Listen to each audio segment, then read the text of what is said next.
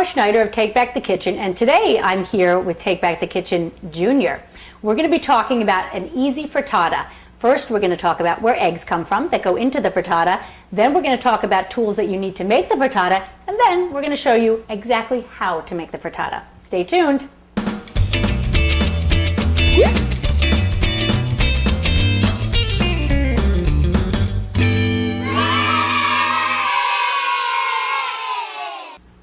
Welcome back.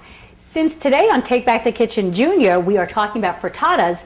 Frittatas, as we know, use eggs. So I thought we could have a special guest from Essex County 4-H, Emanuela Mujica. Welcome.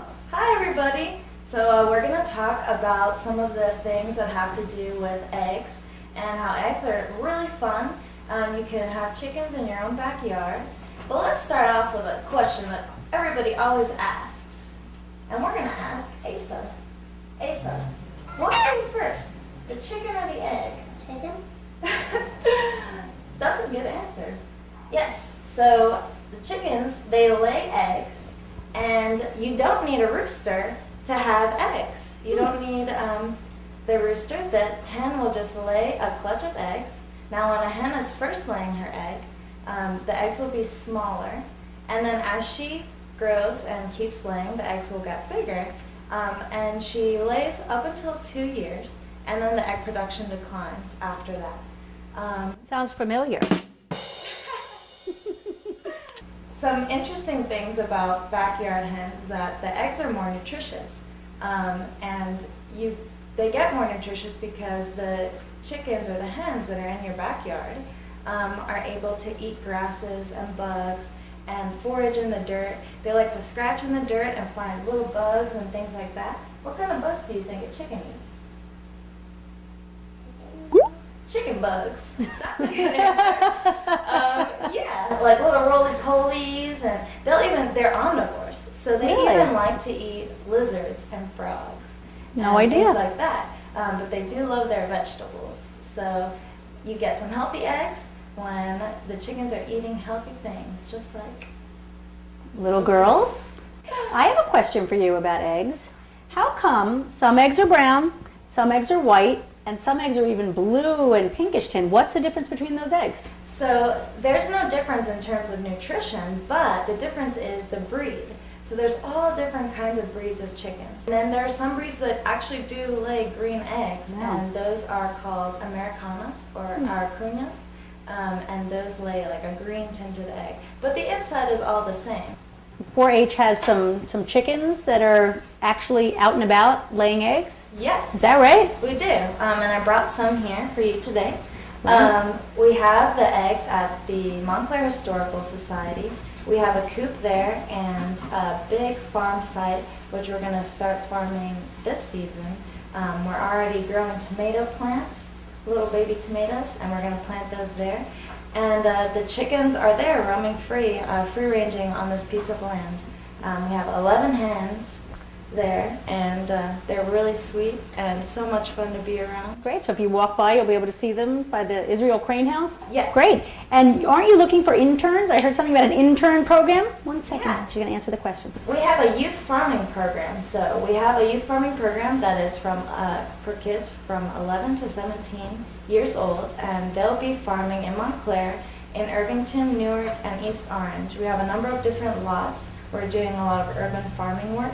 The only lot that has chickens is the one at the Historical Society, but we will be bringing all the youth farmers together at the end of the summer in September to sell eggs at the farmers market and do little demonstrations, and we'll just be around showing kids how to grow their food and how to eat healthy food. And we also have, for the younger kids that are under 11 years old, we have a chicken club, a chickenism club.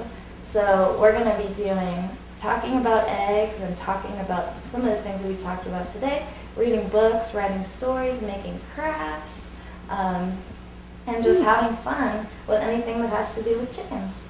Sounds good to me. Yeah. So if we're interested in any of these programs for our kids, how do we get in touch with you?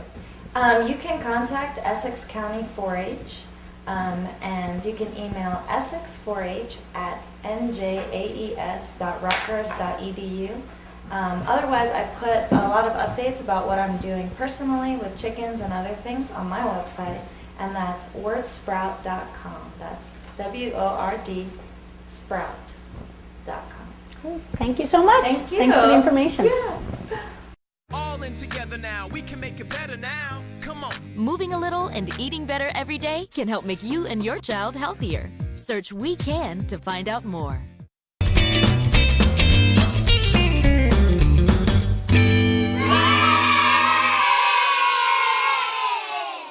Welcome back. I'm now going to show you the tools that you need to make a very easy frittata.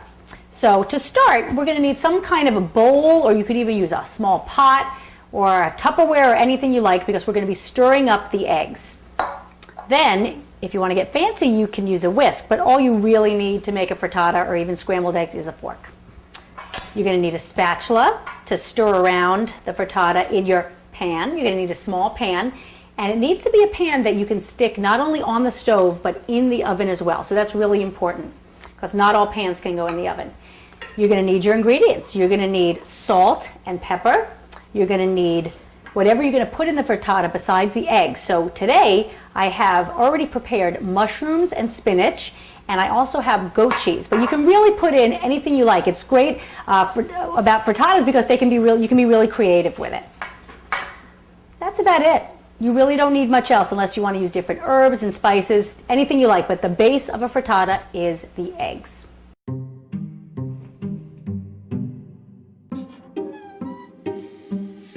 The smallest moments can have the biggest impact on a child's life. Ready or not, here I come. Take time to be a dad today.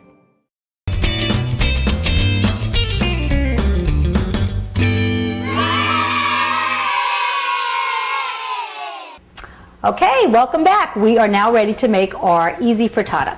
So what we're going to do is we're going to take just a few eggs, and we are going to kind of mix them up, beat them up like you would scrambled eggs. So what do you do to crack an egg? You hit the side of a bowl, you stick your thumbs in the crack right there, and we're going to put our thumbs in, open it up, let it fall. That's 2.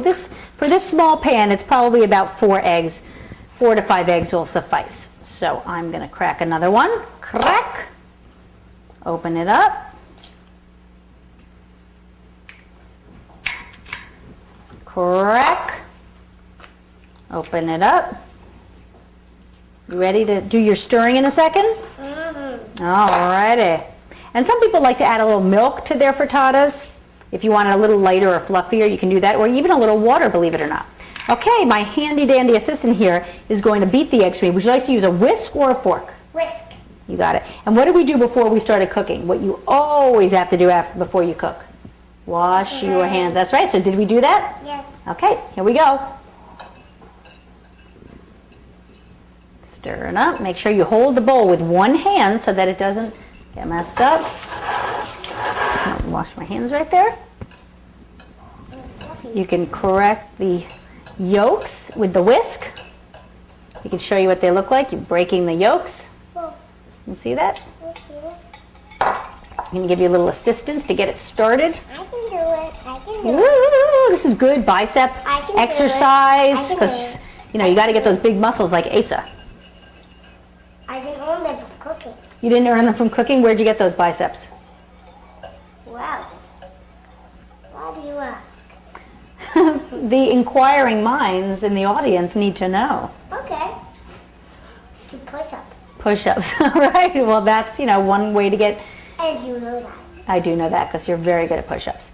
Okay, so some people like to add some herbs or some spices. You can add some cilantro or parsley. I'm going to add some salt and pepper. She's doing that. A little pepper. You don't want to get too crazy with the whisking because then the eggs will go over the side. There's a little salt. And what I did beforehand is I sauteed up some spinach. You can have a grown-up do this. But take some spinach, and even frozen spinach, and you can saute it up with nothing to just get the water out in a pan. And when the spinach seems a little bit dry, you can then add some butter, as much as you like. You really don't need too much, about a teaspoon or so, and saute up the frozen spinach or the fresh spinach. And then I cut up some mushrooms, and I sauteed them up with the spinach as well. And this is what I'm going to choose to put in my frittata, as well as the goat cheese. So what we're going to do is we're going to take, thanks so much, good job. We're going to take the eggs and we're going to scramble them up just like we do with regular scrambled eggs. And we're going to put it in the pan, pour it in over a hot stove, over a medium flame on a stove. We're going to heat up the pan, add a little bit of butter or a little bit of olive oil. Then we're going to add in the eggs, scramble them up. Then on top of the eggs, we are going to put the spinach and mushrooms. And then we're going to add on the goat cheese. You can put in as little or as much as you like. So I'm going to put in just a tad here. Not everybody likes goat cheese, but you can use any kind of cheese that you like. Cheddar, Swiss, Monterey Jack, Asiago, Manchego, Brie. You can get a little crazy. Cheddar, yes, we said cheddar. All right, so once your eggs are scrambled a little bit and you put the vegetables on top and the cheese, we're just going to stick it in the oven on the top rack at about 400 degrees for a few minutes until it starts getting brown on top, and then it's done. See you in a minute after I take it out of the oven.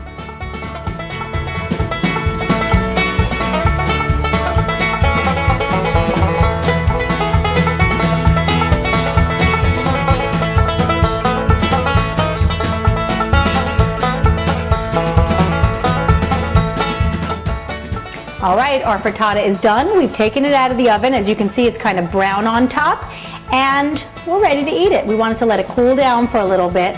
We're gonna cut off a piece, and we're gonna enjoy a little breakfast, dinner, or lunch. That's the beauty of a frittata. You can have it at any time of day. Looks like Shiloh is interested in having some too, correct? What we did is that we put the cheese inside of the eggs, but you can also sprinkle cheese on the top of the frittata right before it goes into the oven and have it get golden. It's up to you. Yes, you can have this piece. You ready? All right, you want to try it? Yeah. All right, go ahead. You can use that fork. Let me know what you think. Oh, I like the knife skills. Impressive. How is it? I think it's better because you helped me make it. That's my girl.